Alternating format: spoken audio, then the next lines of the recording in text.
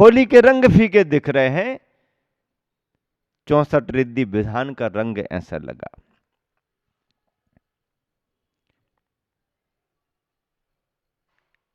आज के इस विधान में नगर निवासी तो थे ही, लेकिन इस अवसर पर अन्यान्य जगह से भी श्रद्धालु बंधु आए। बड़ी खुशी की बात है कि विधान में उन्होंने भी प्रमुख पात्र बनकर के शिरकत की, सौभाग्य लिया, सहभागी बने। नागपुर से सतीश संगई जी का परिवार, सतीश जी, संध्या जी यहाँ पर हैं। समाज सेवी परिवार है। परवारपुरा दिगंबर जैन मंदिर में उनका बड़ा प्रतिनिधित्व हमेशा से रहा है। आचार्य श्री के चतुर्मासों में, रामटेक में और नागपुर में हमारे संपूर्ण प्रवास में बड़ी भूमिका उनकी रहती है। वक्तृत्व कला उनको विरासत में मिली है। शरीर छोटा है, छोटी बात में भी बड़ा विस्फोट पैदा करने की क्षमता उनके अंदर है। आज भी उन्होंने वो अपनी कला दिखाई। सुनील गोयल छिंदवाड़ा से यहाँ पर उपस्थित हैं, पूरा परिवार है। उन्होंने भी चतुर्मास में खूब सेवाएं दी। आज वो भी यहाँ पर पूजन विधान में लाभ लिए। प्रमोद जी पंसारी का परिवार बड़ौत में पंचकल्याणक कराने को गए थे, तब से आज तक पीछे लगा है। आज उन्होंने भी पूजा पाठ का पूरा लाभ लिया, पूरे परिवार के साथ हैं। यहाँ पर सुनील जी ठेकेदार का परिवार सुनीता जी के साथ में यहाँ पर उपस्थित हैं और बहुत अच्छे से उन्होंने भी शांति धारा और पूजा विधान का लाभ लिया है। पंच कल्याणक खरगोन में करा करके उन्होंने पूरी समाज को बहुत बड़ी प्रभावना दी, पूरे परिवार ने। नरेंद्र जी भी यहाँ पर, सुनील जी जहाँ सौधर्मेंद्र बने थे पंच कल्याणक में, तो नरेंद्र जी फिर पीछे रहने वाले थोड़ी हैं, क्योंकि उनका गृहस्थी में भी पद बड़ा माना जाता है। तो माता पिता का पद उन्हें मिला और नरेंद्र जी और श्रीमती चंदा जी यहाँ पर दोनों उपस्थित हैं। उन्होंने भी विधान का पूरा लाभ लिया। महाराष्ट्र से भी बहुत सारे परिवारी जन यहाँ पर आए हुए, उन्होंने भी खूब भरपूर लाभ लिया। अमोल महाजन परिवार यहाँ पर उपस्थित है, उन्होंने अच्छा लाभ लिया इंदिरानी बन करके। और आनंद संगई का परिवार भी यहाँ पर उपस्थित है, दोनों ने भी बहुत अच्छा लाभ लिया। सुदेश गुड़करी कारंजा से भी सचिन गुड़करी अपने परिवार के साथ यहाँ पर रहे, वो भी विधान का पूरा लाभ लेते रहे। मैं ये कह रहा हूँ, ये पूजा विधान भी मन के विश्वास को बढ़ाने वाले होते हैं। और जिस पूजा विधान में सम्मिलित होकर के आप लोगों ने इतना बड़ा धर्म लाभ लिया है, यह केवल इसी भाव की बात नहीं है, तुम्हारे को पर भाव पर भी विश्वास है, तभी तो अधर्म से बचने की भावना और धर्म के कार्य करने की भावना तुम्हारे मन में आती है। ये अपने कर्म पर विश्वास है, भाग्य पर विश्वास है। यह विश्वास भव भवांतर का, शुभ अशुभ कर्मों का जैन परंपरा का सिद्धांत है। जैनी कर्मवादी होता है, भाग्यवादी होता है और अपने किए गए शुभाशुभ कर्मों के फल पर विश्वास रखता है। विश्वास की बात क्या करें, 4 शब्द आपके बीच में रखे जा रहे हैं। एक श्रद्धा, एक बुद्धि, एक विश्वास और एक तर्क। विश्वास, बुद्धि, श्रद्धा और तर्क। विश्वास क्या कहता है? विश्वास कहता है कि मैं अंधेरी रातों में भी बेधड़क चला करता हूं। विश्वास, कॉन्फिडेंस, मैं अंधेरी रातों में भी बेधड़क चला करता हूं। बुद्धि कहती है, बुद्धि, मैं तो दिन के उजियाले में भी भटक जाती हूं। विश्वास क्या कहता है कि मैं अंधेरी रातों में भी बेधड़क चला करता हूं। बुद्धि क्या कहती है? बुद्धि, खोपड़ी, मैं तो दिन के उजियाले में भी भटक जाती हूं। विश्वास अंधेरे में भी बेधड़क और बुद्धि दिन के उजियाले में भी भटक रही। श्रद्धा कहती है, मैं पाषाण को भी भगवान बना देती हूं। श्रद्धा कहती है कि मैं पाषाण को भी भगवान बना देती हूं, तो तर्क कहता है कि मैं भगवान को भी पाषाण बना देता हूं। तर्क भगवान को भी पाषाण सिद्ध कर देता है। अभी किसी तार्किक से बात करें हम मंदिर में जाके, ओह देखो हमारे भगवान विराजमान हैं, वो लॉजिक से अभी साबित कर देगा ये पत्थर है, इसमें कोई भगवान नहीं है। तर्क भगवान को भी पाषाण साबित करता है, जबकि ये बात हम भी जानते हैं कि ये पाषाण ही है, सच के परमात्मा नहीं है। लेकिन सच के परमात्मा ने ये कहा है कि हमारे अभाव में हमारे गुणों का आरोपण यदि आप करोगे तो जिस बिंब में हमारे स्वरूप में करोगे वो बिंब भी स्थापना के भगवान माने जाएंगे। ये सच के भगवान ने कहा, स्थापना के भगवान ये हैं। तो विश्वास ने, श्रद्धा ने पाषाण को भी भगवान बनाया। श्रद्धा ने पाषाण को भी भगवान बनाया और तर्क ने भगवान को भी पाषाण बना दिया। तर्क से सभी काम बन जाएं, कुछ कहा नहीं जाता। तर्क बहुत अच्छी चीज है, पर हमारा तर्क कसौटी का काम करे। तर्क यदि कसौटी बनता है तो तत्व में चमक आती है, सच्चाई में चमक आती है। तर्क यदि कसौटी का काम करता है तो सच्चाई में चमक आती है, सच्चाई की आभा बढ़ती है। और तर्क यदि कैंची का काम करने लगे तो सच्चाई छिन्न भिन्न होने लगती है।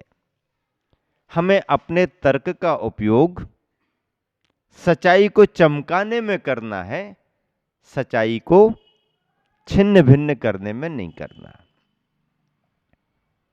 तर्क सच्चाई को छिन्न भिन्न कर सकता है, लेकिन वो तर्क तर्क न रह करके फिर कुतर्क हो जाएगा। कुतर्क को गुंजाइश नहीं है, तर्क को गुंजाइश है। और तर्क वही लगाता है जो अपनी सच्चाई के प्रति सतर्क रहता है। अपनी सच्चाई के प्रति जो सतर्क होगा वही तर्क लगाएगा, और उसका लगाया गया तर्क कसौटी बनेगा, जो सच्चाई को मांझेगा, जो सच्चाई में चमक पैदा करेगा, जो सच्चाई को मजबूत करेगा, जो सच्चाई को आभावान करेगा। लेकिन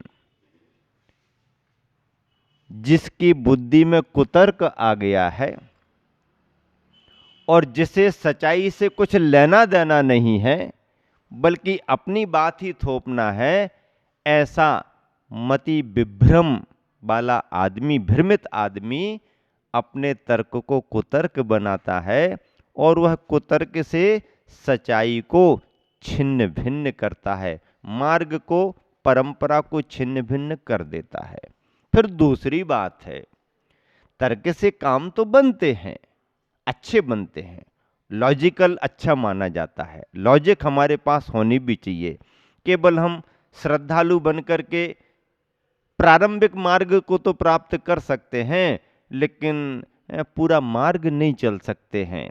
श्रद्धा के साथ यदि हमारे पास तर्क भी है तो हम सावधानी से बहुत काम कर सकते हैं। विज्ञान की दुनिया में तर्क का स्थान है और वीतराग विज्ञानता में भी तर्क का स्थान है। तर्क का निषेध नहीं है, लेकिन तर्क हमारा कसौटी बन करके काम करे। फिर दूसरी बात है, तर्क से काम बनते तो हैं, पर सारे काम बन जाएं ऐसा मुझे नहीं लगता। चलो भाई मैं तर्क देता हूं, तर्क करता हूं, बताओ आप। उत्तर देना पड़ेगा आपको। आम पकता है तो अपनी जगह से गिर जाता है। आम पकता है तो अपनी जगह से गिर जाता है, पर कान पकता है तो अपनी जगह से क्यों नहीं गिरता? सोचो, विचार करो। आम पका तो गिर गया, जगह छोड़ दी, और कान पका तो कान तो अपनी जगह है, उसके अंदर का पका हुआ भले गिर जाए लेकिन कान नहीं गिरेगा। चलो दूसरा तर्क देते हैं हम। मुनि महाराज जी नगरी में पधारे हैं, श्रावक ने चौका लगाया है, शुद्ध वस्त्रों के साथ शुद्ध जल कमंडल में भरने के लिए ला रहा है, आहार चर्या का समय है, और आते समय उस शुद्ध वस्त्र वाले के लिए किसी गैर सोले वाले आदमी ने छू लिया तो क्या हो गया? गैर सोले वाले ने सोले वाले को छू लिया तो सोला वाला गैर सोला का हो गया। हो गया कि नहीं हो गया? हो गया। अरे भैया ये क्या कर दिया, चौका लगा था, हम पानी ले जा करके कमंडल में डालने वाले थे, तुमने छू लिया, अब हम गैर सोले के हो गए। एक गैर सोले वाले ने सोले वाले को छू लिया, सोला वाला गैर सोले का हो गया। अब इसी जगह सोला वाला यदि गैर सोला वाले को छू ले तो गैर सोला वाले को सोला वाला होना चाहिए। ऐसा क्यों नहीं होता? तर्क तो हमने लगाया। सारे तर्कों के जवाब मिलें कोई जरूरी नहीं है, इसलिए तर्क की एक सीमा है, और सीमा के दायरे में तर्क यदि लगे तो फिर भी कुछ ठीक ठाक रहेगा, और सीमा का उल्लंघन करके यदि तर्क का उपयोग किया जाए तो वस्तु स्थिति समाप्त हो जाती है। विश्वास, बुद्धि, श्रद्धा और तर्क, हमारे जीवन के उपयोगी अंग श्रद्धा और विश्वास हैं। बुद्धि और तर्क थोड़ा कम हो तो चलेगा, अभाव में तो नहीं चलेगा, पर थोड़े कम हो तो चलेगा, और ज्यादा हैं और विश्वास और श्रद्धा से जुड़े हैं तो फिर तो कहना ही क्या है। आज यहां पर गुरुवर आचार्य श्री का एक हाइकू मैं रख रहा हूं। हाइकू क्या लिखा आचार्य श्री ने? अभी ये हमारी जो प्रवचन माला चल रही है 10 दिवसीय, ये आचार्य श्री के हाइकू पर रखी है। कुछ चुनिंदा हाइकू सामने रखे जा रहे हैं और उसकी व्याख्या हो रही। आज का हाइकू है आचार्य श्री का। टिमटिमाते दीपक को भी देख रात भा जाती। टिमटिमाते एक पंक्ति हो गई, दीपक को भी देख दूसरी पंक्ति हो गई, रात भा जाती, बात पूरी हो गई। तीनों लाइनें हो गई, अक्षर बराबर आ गए, 5 7 5। टिमटिमाते, टिमटिमाते जानते हैं, दिया को अपन देखते हैं टिमटिमाता रहता है। चंद्रमा को अपन अलग कहते हैं और तारों को अलग कहते हैं। चंद्रमा अपनी चांदनी फैला रहा ऐसा कहते हैं, और तारे टिमटिमा रहे हैं। तारे टिमटिमा रहे हैं क्योंकि तारों का प्रकाश चंद्रमा के सामने छोटा छोटा है, छोटा छोटा है। जहां पर प्रकाश कम हो उसे टिमटिमाना कहते हैं। दिया भी अच्छा जलता है, और जब तेल कम होने लगे तो फिर धीरे धीरे जलता है। उस धीमे धीमे जलने को क्या कहते हैं? टिमटिमा रहा है, दिया टिमटिमा रहा है, आखिरी समय में चल रहा है। जलते जलते उजाला देते देते कब बुझ जाए पता नहीं, लेकिन अभी बुझा नहीं है, चल रहा है। और ऐसा टिमटिमाता दिया यदि कहीं किसी पहाड़ी पर रख दिया जाए और हवा चल रही हो तो कैसे जलेगा? जले जितनी देर कोई बात नहीं, पर वहां रह करके कुछ क्षण भी टिमटिमाया तो भी उसकी प्रशंसा ही होती है। टिमटिमाते दीपक को भी देख, रात है, घना अंधेरा है। अंधियारी रात में डर तो लगता है, और नया स्थान हो, अपरिचित इलाका हो, डर लगेगा कि नहीं लगेगा? और किसी ने कुछ कह दिया कि कुछ सरकते हुए सी आवाज आ रही है,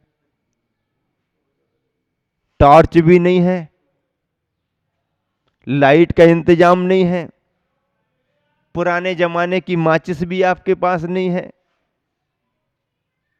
फिर अंधेरे में अपरिचित स्थान है, नया इलाका है, सोना चाह रहे हो आप, किसी ने आकर के कह दिया भैया यहां आके सो गए तुम लोग, यहां तो जगह जगह पर छिद्र बने हुए हैं। छिद्र बने चींटियों वगैरह के?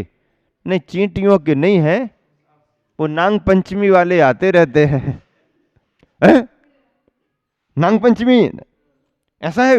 अरे भैया यहां नहीं जमेगा, उजाला उजाला उजाला है नहीं, अब कुछ तो इंतजाम करो।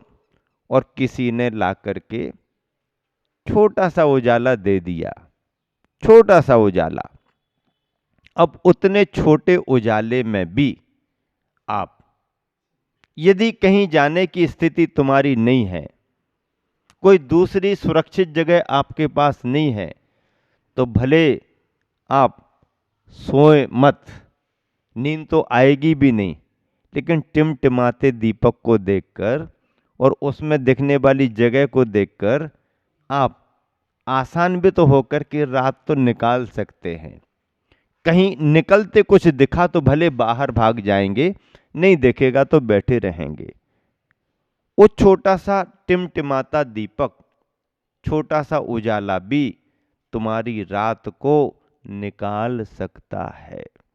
हाइकू में आचार्य श्री का चिंतन कुछ ऐसा चला होगा, अंधियारी रात है, अब कैसे निकले, मन लग नहीं रहा, मन बेचैन है, समय कैसे निकालें, तो टिमटिमाते दीपक को भी देख, उजाला बहुत मिल जाए फिर तो कहना क्या, शरद पूर्णिमा की चांदनी रात मिल जाए फिर तो कहना क्या, दो चार मित्र मिल जाएं फिर तो कहना क्या, अकेले हैं, उजाला है नहीं, रात्रि घनी है, समय कैसे निकालें। और कहीं से कुछ उजाला मिल गया तो टिमटिमाते दीपक को भी देख, रात भा जाती, रात अच्छी लगने लगती।